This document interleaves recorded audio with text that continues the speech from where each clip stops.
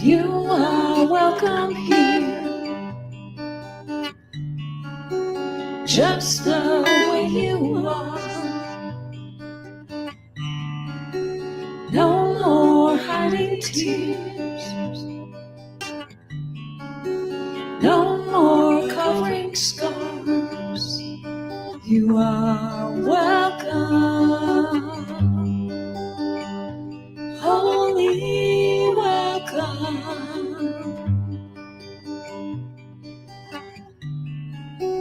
You are welcome here, just the way you want to be. Bring your deepest hopes and all your wildest dreams. You are welcome, holy welcome, holy welcome.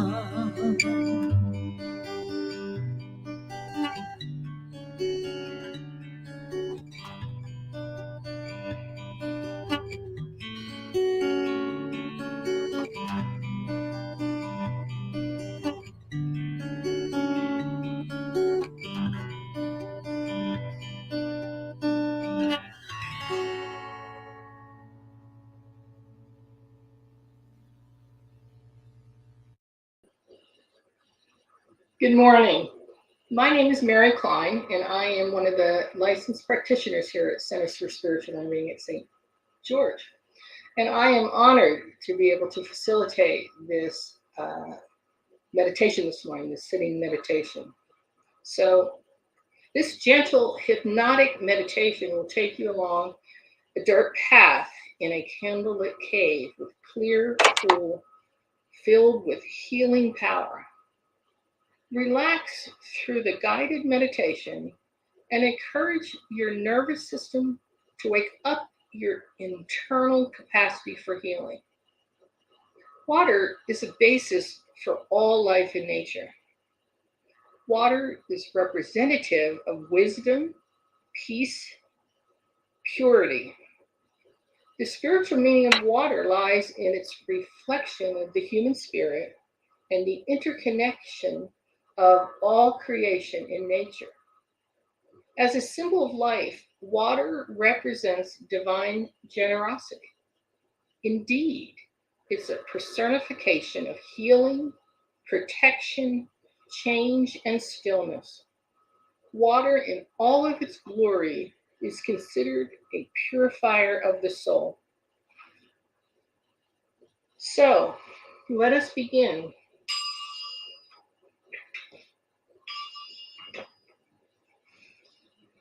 Relax your shoulders and your jaw. Take a few deep breaths to let your day, bring a few deep breaths in to be able to let go of the day before you come in here and to help prepare you to enter into this meditative time. So now relax the muscles of your abdomen way down into your pelvis so the breath can move freely and easily. Relax your entire body. As you are walking along a dirt path, your feet are bare and you can feel the soft earth under your feet slightly warmed by the heat of the sun. You can feel the sun on your face, sweet, nurturing warmth of the day. The sky is clear and wide, and you feel totally at ease, relaxed, comfortable on this familiar dirt path. You have all the time in the world. After a while, you come across a fork in the path. A smaller path moves down a rolling hill covered in lush green grass. You decide to follow this smaller path and see where it may take you. The dirt underneath your feet is still soft and warm. From time to time, you step onto the soft grass of the hill, feeling the bright green blades of grass under your bare feet. It's a beautiful path. And as you walk down the hill, you feel a sense of ease and relaxation coming over you. A sense of well-being, absolutely certain you're on the right path. At the bottom of the sloping hill, there's an entrance into a cave. You peer into the darkness, and you feel a cool breeze coming from inside, infused with a sense of water. The cave seems to call you forward, inviting you into the darkness and depths. Your heart acts like a compass, drawing you forward into this cave. A few steps into the cave entrance, you notice the darkness is warmed by a few candles lying in the walls. The flickering light is soothing and calming, and as you walk along the spacious cave passages, you feel this sense of calming and smoothing sense of feeling. Eventually, the passageway opens up into a large cavern. That cavern is lined with candles on the wall.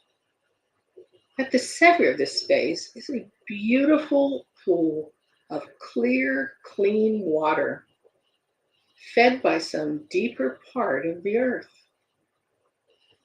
The water gently moves and swirls into the pool, settling into clear stillness in some places and gentle undulation in others. The water is gorgeous and luminous as lit from the deep within. There is something about this space that feels incredibly beautiful. It's a healing space, incredibly beautiful, that's just for you. You feel completely safe here. As you sit in the water's edge and dip your feet in, it feels cool and comforting with the water gently swirling over your skin. You watch the water for a while, feeling its gentle touch, allowing your mind to wander. As you know that you can think anything, feel anything here. This is completely safe space. It's a space just for you. So after some time, you decide to immerse yourself into the water. The bottom is relatively shallow, and the bottom is easily seen through the clear water. You slip into the cool waters and feel it over your entire body. You can feel the water cleansing away any pain, any hurt, any emotions that no longer serve you. The water is not only cleansing, but it's also healing. It offers you nourishment and sweetness, filling up those wounded places in your body and your heart. There's some magic here. You begin to feel calm, whole, connected, and hopeful.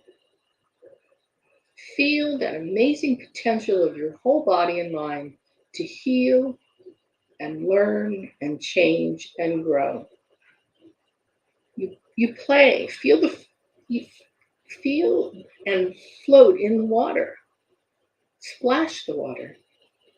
Enjoy the experience of sensation of healing in this completely safe place. Take a few moments to bask in this feeling.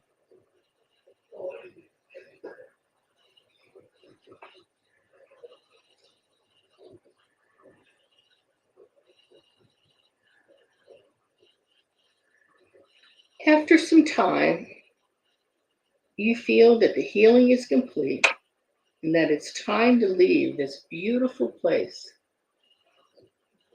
You come up out of the water and wrap yourself in a soft, clean cloth near the edge of the pool. You feel refreshed and absolutely clean. You wander through the candlelit passageways and return to the sunshine and the dirt path above the cave. You feel different somehow. This time in nature allows your mysterious changes within you, and you know that things are going to be better for you. You wander along the sweet dirt path, allowing the sun to dry your hair and skin, walking confidently into your future. In essence, water is the life force in nature that centers our spirit, and our body signifies wisdom and conscious awareness. So please, this week, take some time near some outdoor water to ponder the spiritual meaning of water and celebrate its gifts on earth. So I thank you all for participating, and namaste.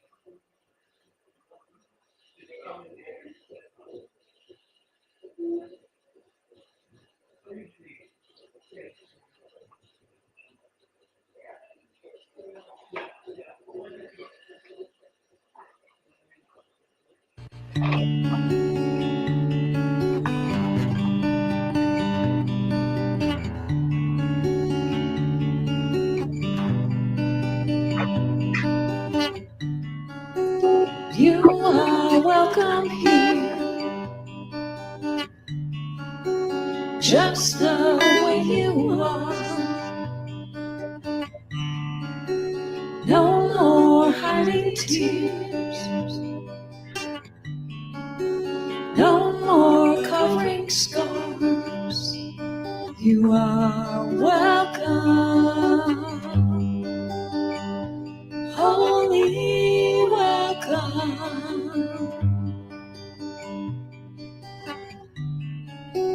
You are welcome here, just the way you want to be.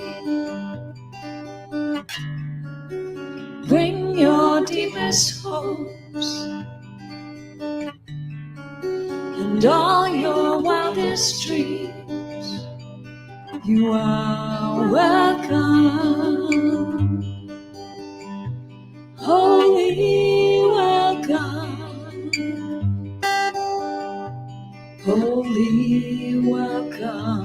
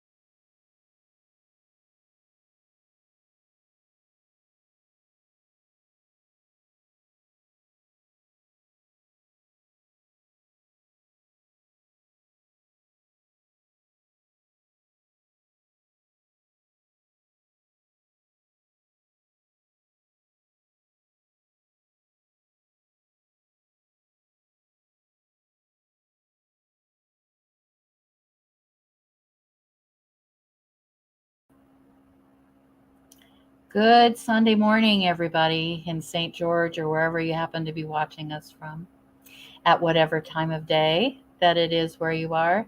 We are so delighted to have you here with us today.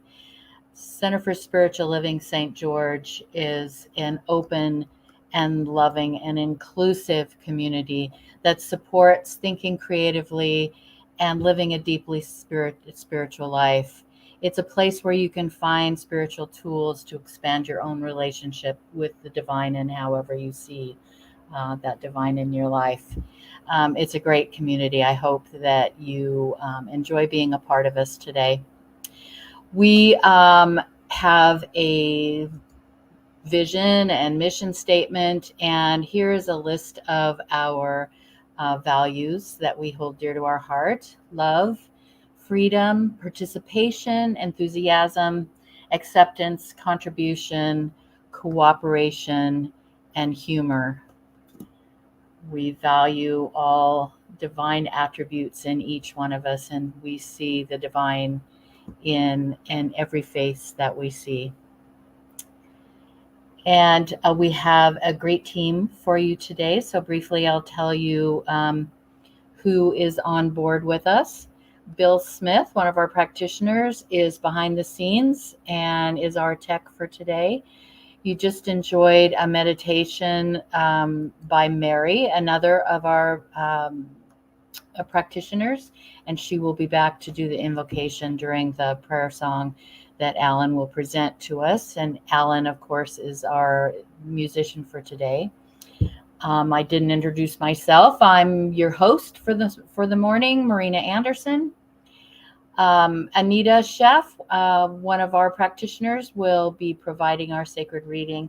And of course, our beloved senior minister, Reverend Joe Kovach, is here to deliver today's message on the Watcher of Life and our experience with the natural world around us.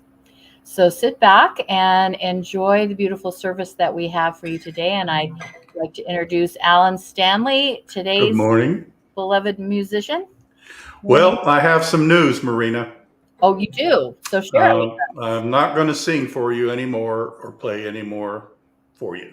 Okay, all right. We will sing together. Okay. So as I've been mentioning in the past, I can hear everybody out there, but I hear you in my heart. So I hear the whole congregation singing when I'm singing. So that's how I'd kind of like for us all to do that as we sing together this morning and just hear everybody else with us and just celebrate that energy that you feel when we're all singing together. You down with that? I am down with that. Okay, 'cause I'll I be can hear singing you. here. Okay, here we go.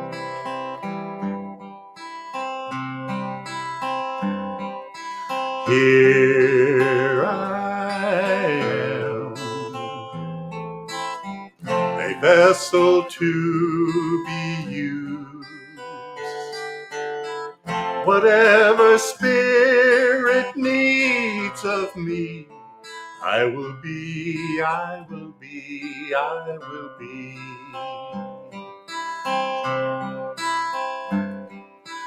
Here I stand, my heart is here to serve. Wherever love is leading me, I will be, I will be, I will be. Okay, everybody. Here I am, a vessel to be used. Whatever spirit needs of me, I will be, I will be, I will be.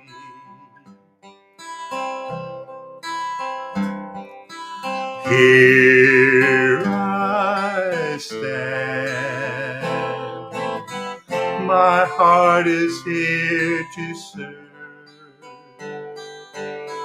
Wherever love is leading me, I will be, I will be, I will be.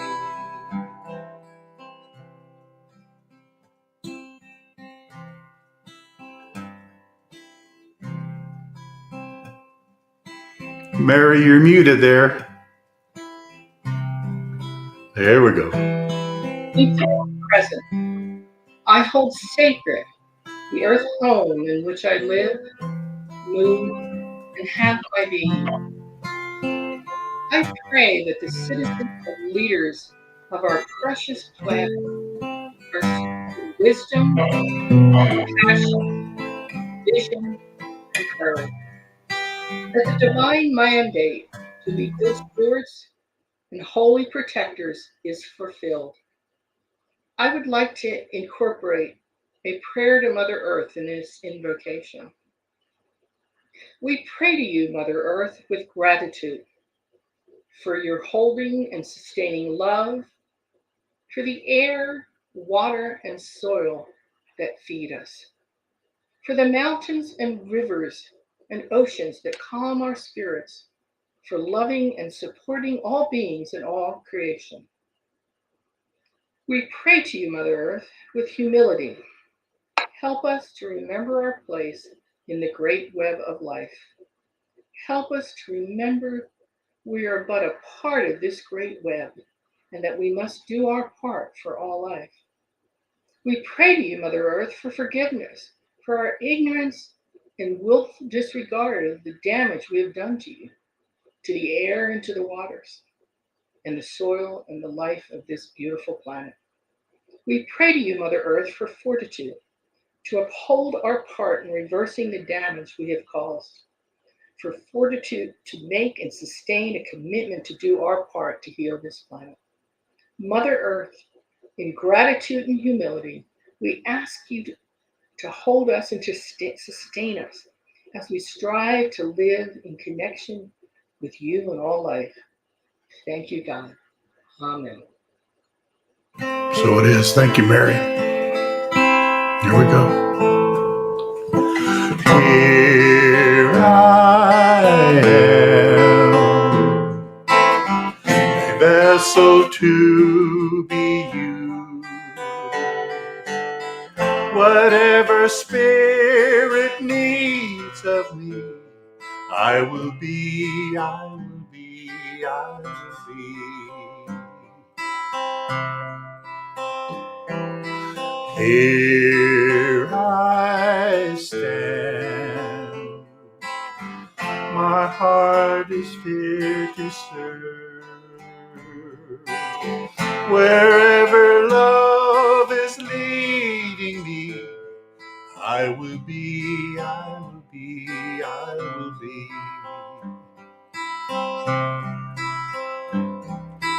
Here I am, a vessel to be used. Whatever spirit needs of me, I will be, I will be, I will be.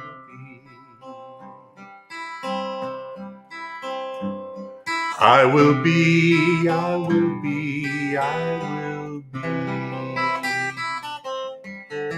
Oh, doesn't it feel good to sing with everybody? Yay. So now we're going to move over to Anita, and she's going to offer our sacred reading today. Good morning, Anita. Good morning.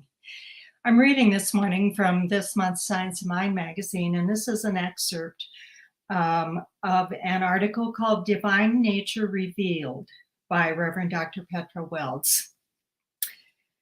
The ocean is the mother of life, with its immeasurable depths that undulate with currents at once formidable and gentle, from which all water comes, into which all water returns. Every individual drop is part of the circulating currents of the cycle, from vapor to cloud to falling droplets, to brook and stream, river and lake. Everywhere water moves, it flows around or through every obstacle, nourishing life. May I be so in the flow. May we sit by the brook and hear the voice of joy babbling, regardless of anyone listening. Rest by the pond or placid pool in the river and feel the peace of quiet. Notice how the reflections of the clouds change only the surface while leaving the depths unchanged. Toss in as large a rock as you can manage, and let the sound and splash and ripple bring excitement, even laughter, while everything effortlessly returns to calm and peace. Drink deeply and let your soul be nourished by the truth revealed. Ceaseless waves from the lapping of the lake to the crashing surf are rhythmic, powerful, yet surprisingly restful. Are waves and shore in conflict, like the meeting of an immovable object and an irresistible force?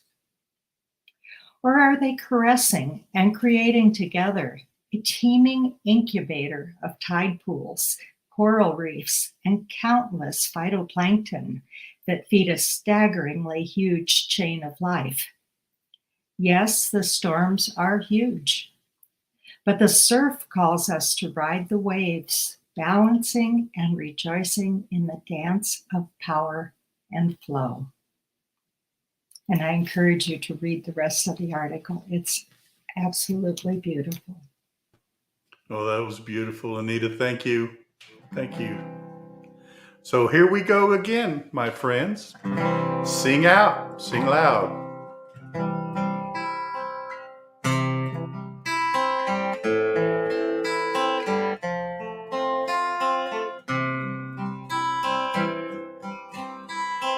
I am a light, I am a light, I am a light in this world. I am a light, I am a light, I am a light in this world. And I shine, and I shine, and I shine so bright.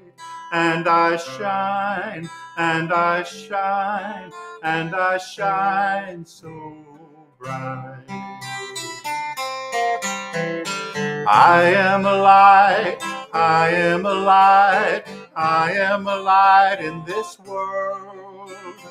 I am a light, I am a light, I am a light in this world. And I shine, and I shine, and I shine so bright. And I shine, and I shine, and I shine so bright. You are a light, you are a light, you are a light in this world. You are a light, you are a light, you are a light in this world. And you shine, and you shine, and you shine so bright. And you shine, and you shine, and you shine so bright. Gotta sing out now. We are a light, we are a light, we are a light in this world. We are a light, we are a light, we are a light in this world. And we shine, and we shine, and we shine so bright. And we shine, and we shine, and we shine so bright. Yay. All right. Very I nice. heard you. Very nice. I think I heard everybody today too, Yeah, Alan. yeah. Good job. Good job. I can just feel them out there. Yeah, I love it. That's great. Thank you, everybody, for joining in, Alan, in the singing. That was very fun. So, our yearly theme this year has been Living Everyday Wonder. And I just love this theme because that's where the miracles happen, isn't it? In our everyday life, in our everyday happenings, and everyday meeting with other people. And our focus for August is the everyday wonder of nature. So I think we're having a lot of fun with that. Today's talk is around the water of life, which is what sustains us, right? So I welcome to the stage Reverend Joe Kovach, our senior minister. Good morning. I look forward to your message today. Thank you very much, and a beautiful introduction. And Alan scared the, you know what? I mean, when he said he's not going to sing anymore. Holy cow! But I hope y'all heard me singing. Wait a minute, no, I don't hope y'all heard me singing. But I was drumming on my desk. I heard you. Tunes. I heard. Thank you, Marina. Good morning, everyone in Facebook land, YouTube land, all my beloved community, our beloved community. And I want to start out today's Sunday message with a thank you. Thank you to everybody who showed up at our gathering yesterday. Myself and my family, my wife and my two children, we all drove up from Las Vegas to welcome everybody and meet and greet in person. And it was a beautiful and a fun time. And thank you to Shay Barlow, our own Shay, who put together that beautiful montage and to music before service today. And you can see some of the fantastic people that showed up. And if you couldn't make it, that's okay. There will be another one next month until such time we actually get our own center together, which we are in the process of. But yesterday was just, man, the energy, the vibration was just beautiful. And so I want to start out with that. Thank you. And thank you for the music, Alan. Beautiful. And I love the idea of, yes, us singing together. That's what I miss most in being in person and service is the vibration, the energy that music brings to us. So at the very least we could do is sing along with you. And thank you to Mary Klein for our beautiful meditation this morning.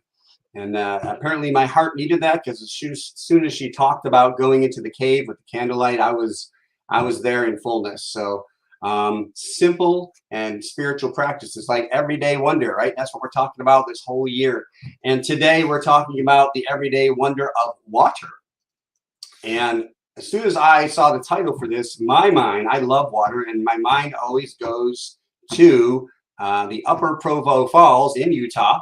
My mother-in-law lives out that way, and during the summer, when we visit her house, I do my best to make a trip there. And this just a month ago, I was there for a couple hours, just sitting next to the falls and just absorbing the energy. And I read a book right next to it, and it's just beautiful. It's nature, it's fullness, it's everything in one, and it clears my mind, it energizes my mind. And so I just that's where my mind goes. Maybe for you it's different. On occasions my mind will go to Jamaica, because that's where my wife and I spent our honeymoon, and we had our hotel was right on the ocean front, and it was just, you know, what can words can't do justice to describe that. Maybe it's a simple little creek that's by your house that you like to attend to. Or maybe it's just one of those in-house battery operated or power operated waterfalls that we use just to love the sound of water flowing. Water is truly amazing, and we live on this planet called the blue planet because it's mostly water, is it not? And we have oceans, we got seas and lakes and rivers, which provide for us. It is the biggest resource we have on this planet. And not only does it, I mean, we're going to talk about all the different ways it provides, but it provides oxygen for us, the sea does. It provides food for us. It provides play for us, which is important. We talked about play yesterday at our gathering and how important play is in our lives, and water definitely gives us the opportunity to play. And also, obviously, early on, it was one of our main modes of transportation, of getting around the world and from one country or continent to another.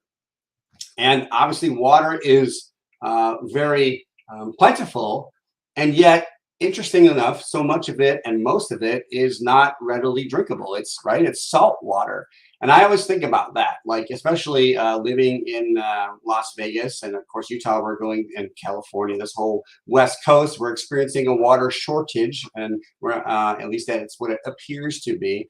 And I'm always thinking about there's water like surrounding us. Why can't we find that way to use that? And I'm sure we will. And it's infinite supply. And so we can look at water scientifically. We go all the way down to the molecules, and we do wonders with that. And we can look at water spiritually, which helps us to identify some core convictions that we have about meaning and value of water itself. And we're going to look at both sides of that today. And so looking at water, we know that it has an incredible intrinsic value. And we say that, but I have to ask myself sometimes, how much do I really believe that? Like, if I believe it truly and it's a value to me, then how are my actions aligned with that? So if I'm recognizing, as we do in our philosophy, that God is all, is everything, is every non-thing, then water is the divine in action as well. And so am I treating it as such? Are we treating it as such? Are you treating it as such? If we're living in an area where there is a bit of a drought, are we truly conserving it? Or are we watering at times we shouldn't? Simple things like that. Are we recycling water where we can? And visiting the car washes that now recycle all the water. That's us taking care of the planet.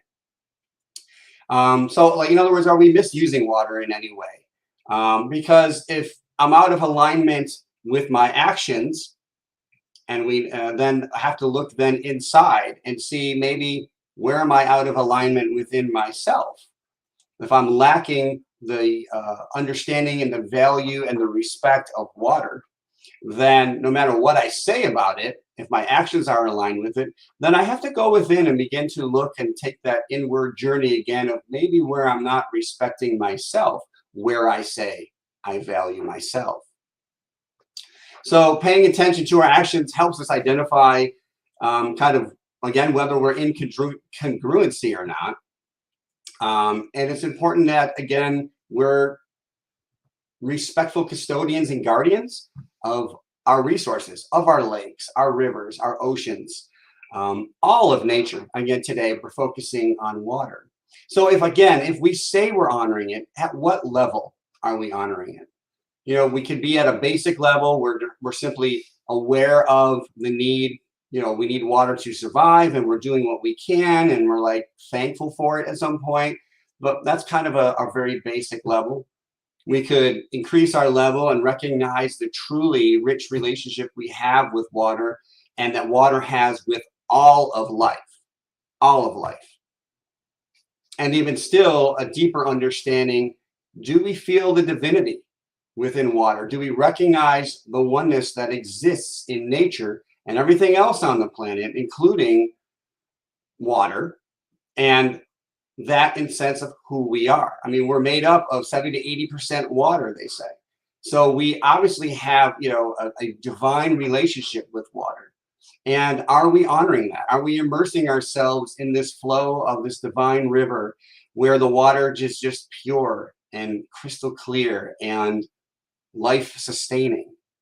So that's what we're going to look at today. And, you know, as we look at our spirituality, if everything is spiritual, then again, those simple things that we look around us, like water, is very important. It provides quite a bit for us. So the first quote you may recognize from our website, which was out there today, which I really love, that says, when we contemplate the whole globe as one great dewdrop, I love that, striped and dotted with continents and islands, flying through space with other stars, all singing and shining together as one, the whole universe appears as an infinite storm of beauty. Ooh, let that sit there for a minute. Take that in. So as amazing as it is to kind of bring our focus down to water, it's like we really, like, we look at it still as at a human level, which is very simplistic. And when we look at it in the whole nature of things, and think about, water is one of the things we look at on other planets to see if there was life. Very interesting. So going way back even further now from this present moment, we look at our ancestors, and knowing that humans have always settled along water resources. So, or water sources, excuse me.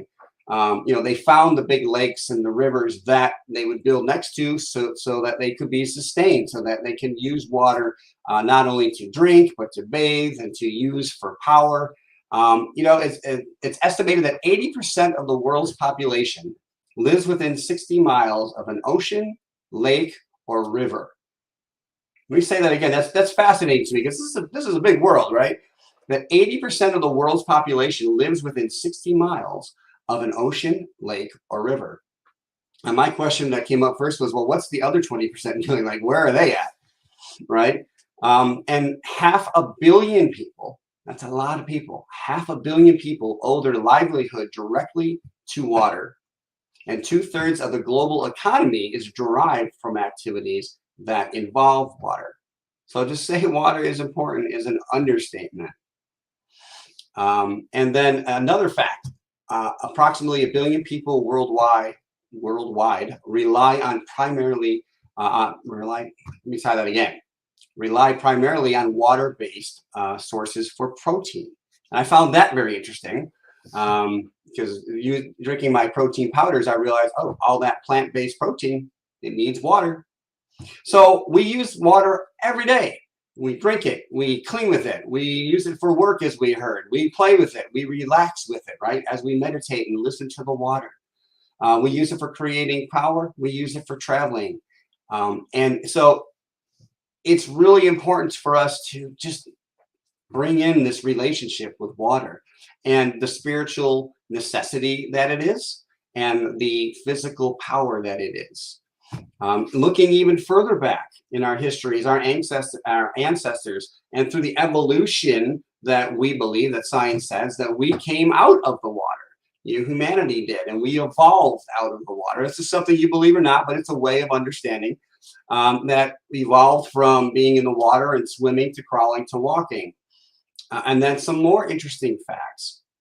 And I found that, I did not know this, but human fetuses still, when they're very, very young, within the first, I want to say it was in 14 days, but temporarily they have these little, they call them gill slits for the easy, I wasn't going to provide the scientific term, in the early stages of development. And they believe that has something to do with, being born within the mother's uterus and being in that water environment for 9 months. Eventually they do change, but it's very interesting how it's like our entire history of humanity has been in and around water.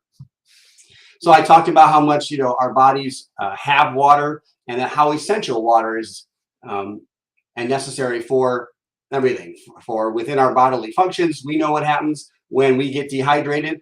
I don't know about you, but my right calf will cramp, and that lets me know that, ooh, I need to fuel up with some water here and get hydrated.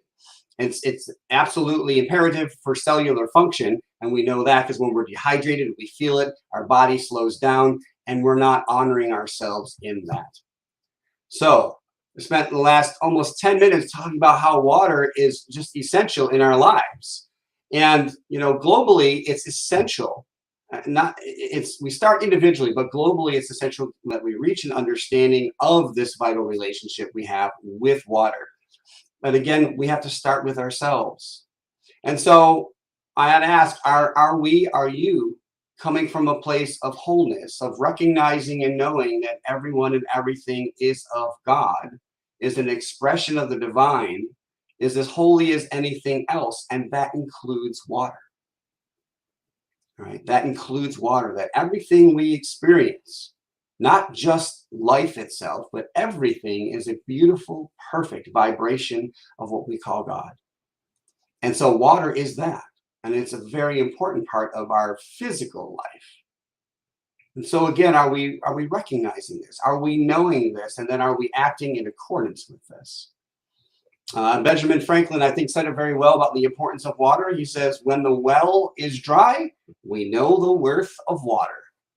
Right? And in the western part of the United States, we're learning that quite well. As I moved out in Las Vegas in 1998, and a friend took me to Lake Mead very early on, and it was fascinating. And to look at it now is, to say shocking is not even the word. I mean, I've never heard of a lake being down even like a foot, let alone, what is it now? I think it's 40 feet now or whatever it is. So let's not wait any longer to recognize the importance of water. And to think again in this recognition of knowing that water is divine, is an expression of the divine. How would your relationship change if we recognize truly that all of nature, again, is God in expression? I know when I sit back and I allow myself to contemplate that, it does change. I do feel a shift, not just in thought, but in feeling, in my idea of recognizing that Mother Earth and everything on it is all divine. It's not God and something else. That can't be. God is everything and more than what we know of in our universe. So recognizing this, Ralph Waldo Emerson says everything in nature contains all the powers of nature. Now that's a capital N, nature. Okay, God as nature. Everything is made of one hidden stuff. And what he's talking about that is consciousness, is the power of our minds. It's the power of recognizing the infinite nebulous soup, as the scientists call it, and that it is everything at once. And we choose with our thoughts as individuals to draw down what it is that we want into form by simply focusing and believing in it. Not the lack of it, but believing in it and knowing that it is God and we are worthy to experience that expression of God here and now. It's a whole different way of looking at water there. And Ralph caught that. He recognized that nature is God's perfect expression. It doesn't strive, it doesn't stress, it doesn't, worry. It's just itself in fullness. And water is also a beautiful expression of that. It just is, and it provides so much for us. And so I want to shift our focus a little bit more into the science aspect of it. Well, science and consciousness. And I don't know if most people have heard of him, but maybe not for you. And that's his name is Dr. Masaru Emoto. And he is famous for his experiments with water. And what he did was he recognized our relationship with water and how our thoughts impact water itself. And so what he did was he had different jars with water, and he would tape the words, certain words to them, and they would be spoken to the water. And what, if I remember correctly, one was like, thank you. One was like, you're hideous. And the other one was like, your love. And then they would freeze after a little while, a few days, they would freeze the water. And the way the crystals formed with the energy that was given to them was drastically different in each situation. And I have some pictures. I want to introduce him first. This is him. And he spoke on the subject of water consciousness. And this is one of his websites, Emoto, that's his last name, peaceproject.net. And they're trying to spread the word. He has made his transition. So but his supporters are carrying on his work. And so here's some examples of what they have. Now, again, the words underneath this is what was spoken to simple water in a glass. And then it was frozen. And these are the different types of structures that came out of peace, out of the word spirit. And they're not the best pictures. I tried to make it big enough so you can see them. You can look them up for yourself. Look at this one. The words, you disgust me. Like, look how that looks. You can almost feel that. Like, it's ugly in a sense. The words, you fool. And then looking down here in the middle, amazing grace. This one, they played the song, Imagine by John Lennon. And so I want to share this with you because this is scientific proof, which we like to see, right, in the science of mind and spirit, of our connection with all, that consciousness is everything, including water. That's what this proves. And how the words we say carry energy within it, and nature has its own energy within it. And when we recognize it's the same energy, think about that. What the power within that recognition itself. And it makes you think twice about, yeah, I value water, but at the same time, think about how water is picking up on everything that we're saying. And now I had a friend at my local center that I attended here before becoming a senior minister. And he heard about this and he tried it. He looked it all up, and it's been done with several different types of medium. And so he did it on his own. And he plucked some leaves off a tree and put them in a jar. And one, he said he left it in a dark room and just didn't attend to it at all. And the other one he put by his bedside and he spoke nicely to it.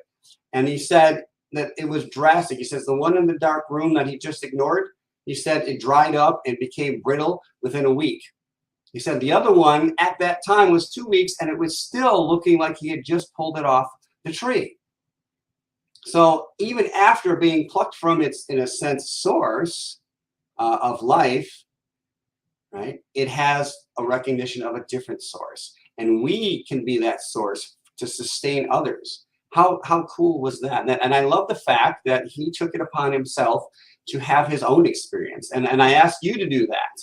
Have your own experience with water. And how can you do that? Well, one of the things Masaru talked about, was to simply bless your water before you drink it, before you shower, before you bathe, and love on it and feel it. And then see if just maybe you experience something different, whether it's increased health or maybe your shower was, I don't know about you, but when I take showers, it opens my mind and I get amazing creative thoughts. Maybe that would change for you at a different level.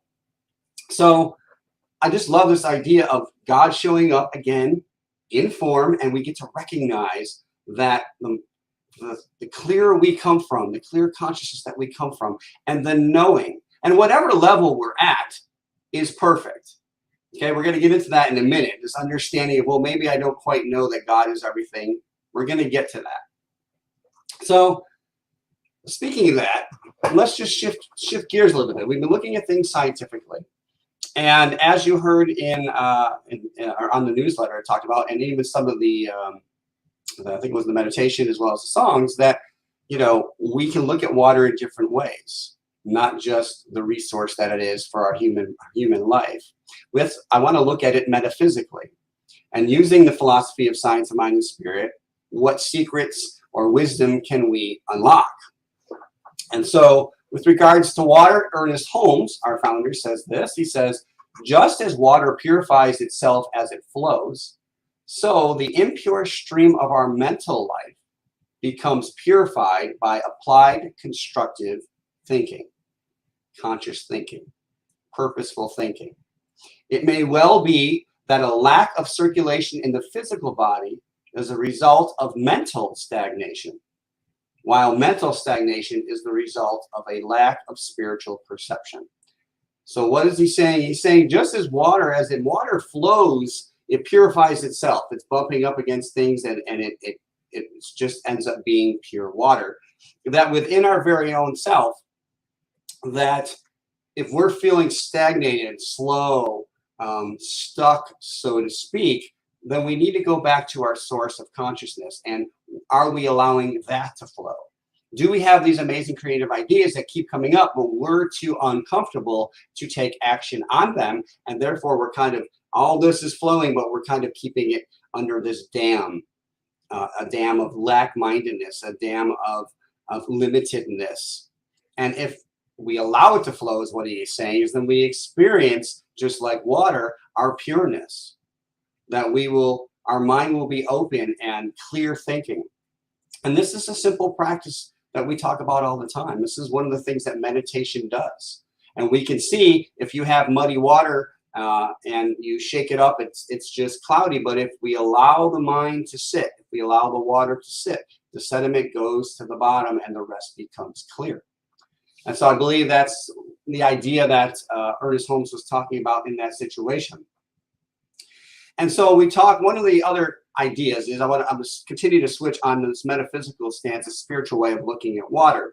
And in the Science of Mind, I was just reading this weekend about how Ernest Holmes talked about how so many people will say, well, if you can, do everything and we can all be as spiritual as Jesus, then why can't we walk on water?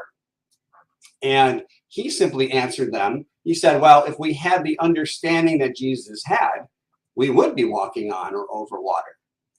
And that's what goes back to this, what I was saying just a couple minutes ago about where is our understanding? Wherever we're at is perfect for now. Because what I know to be true is that we can build from where we're at. if we're open enough to do so. And that takes some courage to recognize, okay, this is where I'm at. I don't know if I'm comfortable with learning something new, because then what happens to my comfortable world? Does that get shaken up and maybe I'm out of control and I can't control things? And those are all natural, perfectly normal thoughts. I was there at one point in certain ways, and I'm still there at some points in certain other ways. In certain topics, we may flow really well with, and other topics we kind of tend to dam ourselves up, as I spoke. And so I want to visit this biblical story of Jesus walking on water. And I've covered this once before, and it's been at least a few years, because I remember doing it actually physically at the Old Center in St. George. But I think it's just pertinent perfect timing. And so in this Bible story, the disciples of Jesus were out fishing in a boat on the Sea of Galilee. And they're out there, and Jesus finally gets around to going, and he notices that they're out on the water. And now think about it, this is Jesus. So did he decide to travel on the land to the closest areas and flag them down? No. Does he get his own boat and row out to them and join them? No. Does he hire another boat to bring him out to them and join them? No. I mean, come on, this is Jesus we're talking about. No, he chooses to walk on the water. And this is the story. And I joke, but it makes a great point. So he walks out to them. And at first, the disciples kind of see this thing coming toward them, and they don't know what it is. And the closer it gets, they almost feel like it's a ghost. Why? Because they've never seen anything like that. Nor have we, unless it's a magician, right? And they're in the Sea of Galilee, and it's a big sea. And so finally he gets close enough, and they recognize that it's Jesus. And at first, even though they recognize him, they don't really believe it's him. Now, they have been with Jesus for a while at this point. And so Peter yells out, and he says, Lord, if it's really you, tell me to come to you, and I will be able to walk with you. I want to switch a picture. There we go. And he says, and so Jesus says, yeah, go ahead, Peter. Yes, it is I. Come to me. So bravely, there's 12 of them, first of all, right? Peter's the only one that even speaks up. So yay for Peter having that courage. And then he decides to get out on the water. Now, this picture doesn't do it justice because it's a nice cartoon, but picture about being in a sea. It's not a little lake. It's not a pool. Okay, it's a big sea. And so he slowly gets out, and he gets out of his comfort. And comfort means what? What is known consciously, where we're at. And he begins to walk to Jesus on the water. And again, he has this sense of confidence, and he's slowly walking. And Jesus wasn't necessarily close, so he was a bit of a distance. And in the Sea of Galilee, the winds begin to pick up. And as the winds get heavier, and they kick up the waves. And the waves are symbolic for the waves of circumstance in our life. So what is showing up, right? It's almost reminds me of the hero's journey. Everything's kind of good and calm and cool, and then all of a sudden this thing happens. So it draws Peter's attention away from Jesus. Now, Jesus is represent in this sense spiritual truth and focus, knowledge, wisdom. And so the water in itself in this situation represents consciousness as well. So Jesus is the knowing of the consciousness and the embodying of this consciousness. And so that's why he's able to walk on the water. He's a master of consciousness. He knows that his thoughts are creative. And so he doesn't focus on what he doesn't want. He knows the truth of the situation. Peter, not quite yet. He's still getting used to it. So he begins to walk. The waves start kicking up. And what happens? He gets scared. He starts thinking, oh, these are going to knock me over. And so what happens is he shifts his focus from up to down, and he pays now more attention to the circumstances that are happening in his life. And this happens to every one of us. And what happens often and early until we're well practiced is we put a lot of attention and focus on those circumstances. And we feel it. We begin to feel that stagnation that Ernest Holmes talked about. And so he begins to sink. And he gets scared and he calls out because he's got this disbelief going on. And so Jesus immediately reaches for his hand and pulls him up. And that's that connection that once we connect to our truth, to our spiritual knowing, then we are lifted up above the circumstances. And we become eventually masters of our consciousness, of our life. And so and there's the picture here I want to focus on too. How, again, here he's walking, he's doing a good job, and he's feeling good about himself. And here he is. And that's got to be that's a terrifying place, right? And to change our lives, which is what we talk about all the time in Science of Mind and Spirit, we're these nice, comfortable people sitting here on a boat, and we're going along, we're comfortable. Maybe it could be a better life. Maybe I'm not thrilled with this, but I'm safe. I feel good. I feel, why rock the boat, so to speak? And Peter was courageous enough not only to not rock the boat, but to get out of the boat and walk towards something new and something creative and something different, something wonderful. And we may look at Peter and call him a failure. I do not. Many people do, like, oh, well, he fell, he lost his, faith. That's all judgment.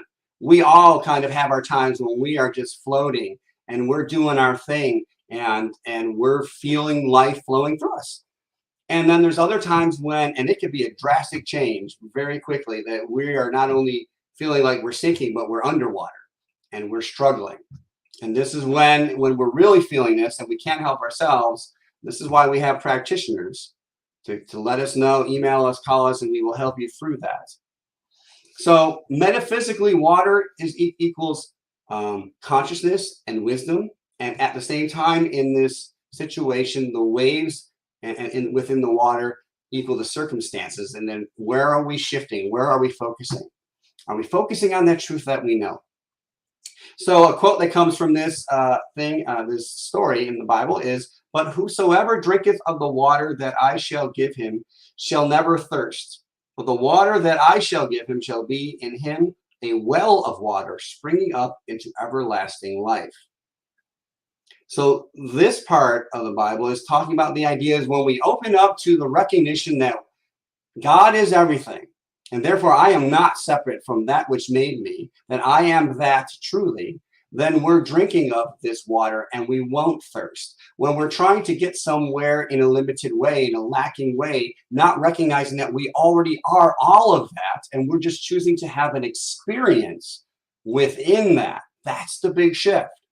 That, okay, I want to experience what it's like right now to have perfect health. I know that I am perfect health. I'm not quite experiencing that right now. I want to have that experience. Why do I know that? Because the truth, the water that I'm going to drink, is that I am perfect, whole, and complete. That I am a divine expression of God itself, and therefore perfect in every way. And then what happens, in a sense, going back to water, is the waves then begin to calm back down. And that we're able to be above them, rise above them, right? So a couple other quotes I want to share because I'm looking at the time and we're running low.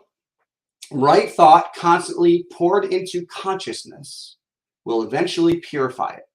Discord might be likened to a bottle of impure water. Healing might be likened to the process of dropping pure water into the bottle, a drop at a time, until the whole is clean. And that's a wrong whole again. I apologize for that. Is whole and pure. So what this quote is talking about is the idea that how do we change?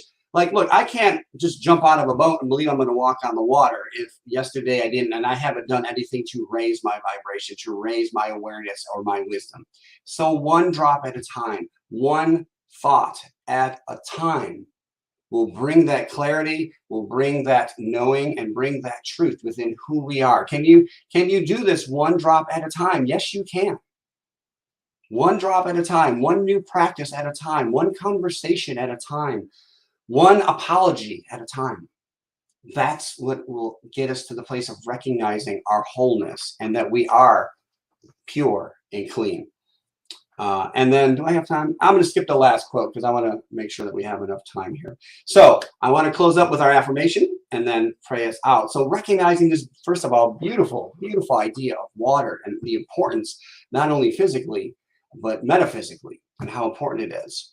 So just like Alan said about singing together, I'd like us to say this affirmation together. And maybe this is your one drop of water at a time, to take this affirmation and just repeat it over and over and over until you feel the power of it. Because it's not just the words that are going to do the healing.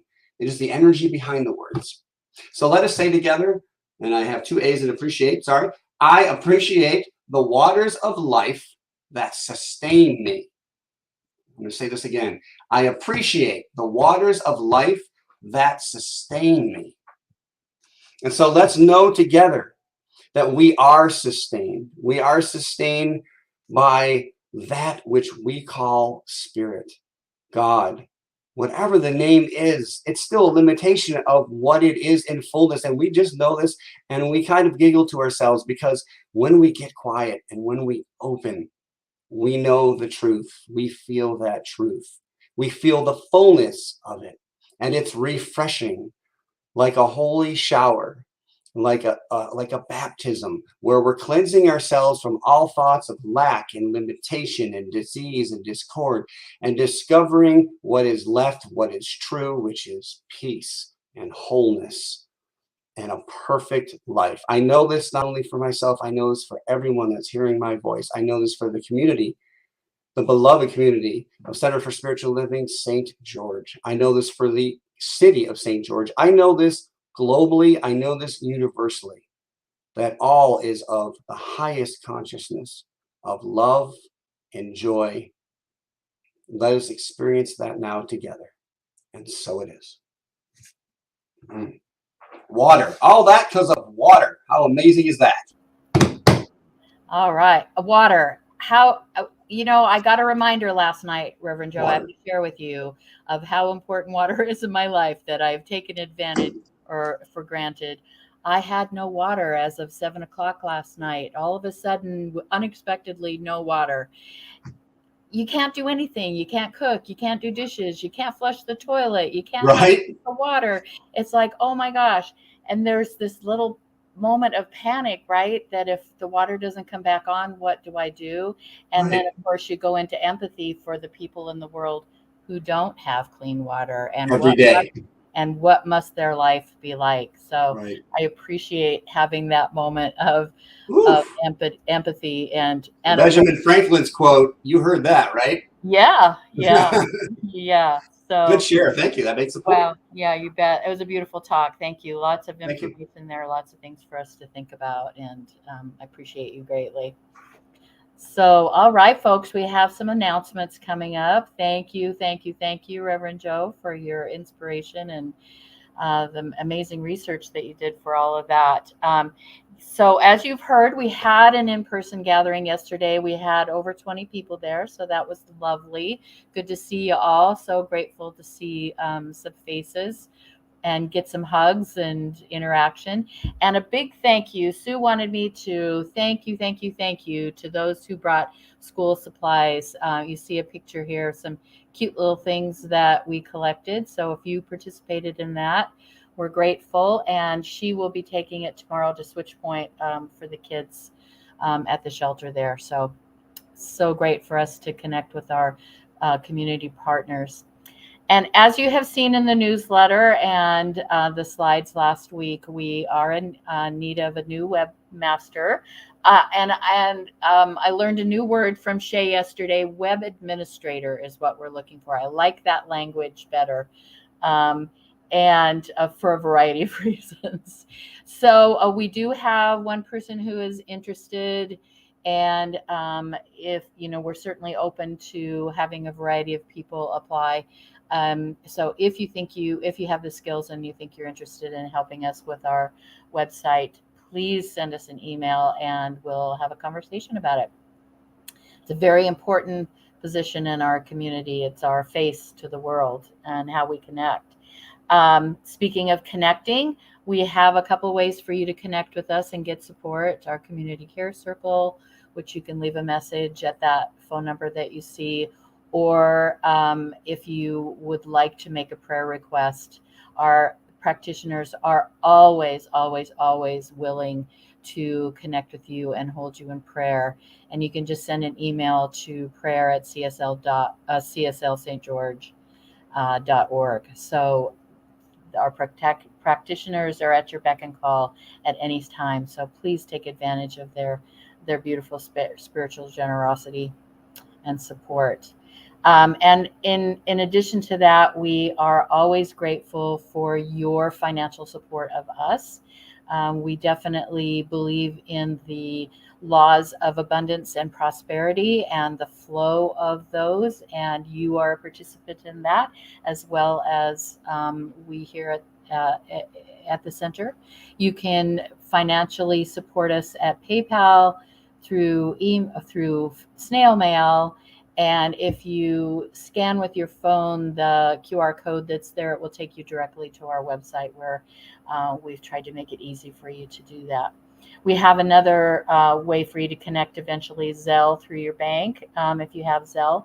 Once we have all the details figured out, we'll give you instructions for that. It may be an easier way for you to donate as well. So thank you for your generosity in supporting this beautiful program in our beautiful community.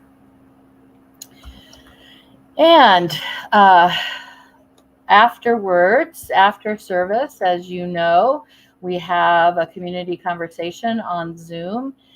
You can access it on our website. Click that access meeting links.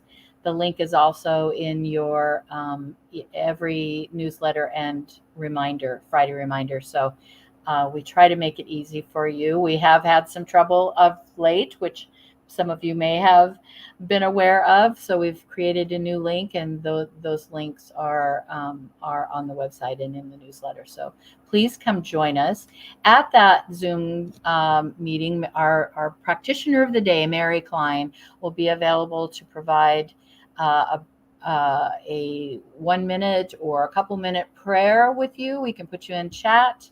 Once you get into Zoom, all you have to do is type in the chat box, "I would like to pray with Mary," and we'll pop the two of you into a little chat room, and you can have a little private session. So I hope you'll take advantage of that. Our practitioners are so willing to do that. And the next 2 Sundays with Reverend Joe should be interesting. I love the title of next week: the furry, the fuzzy, the slimy, the scaly, and everyone else. Can hardly wait to see how that's going to transition. And then the final one for August is Naturally Divine. Look forward to more with our dear senior minister, Reverend Joe Kovach. And now Bill is going to pop us all in, and we're going to do the closing affirmation together. And just as Alan suggested for the music, we hope that you are saying our affirmation at home with us. So something wonderful is happening through me right now. It is this thing called life. Life is in my mind. Life is in my body. Life is in all that I do. I am it, I embrace it, and I share it. Just the way that it is. And just the way that it is becoming. Thank you, Brian.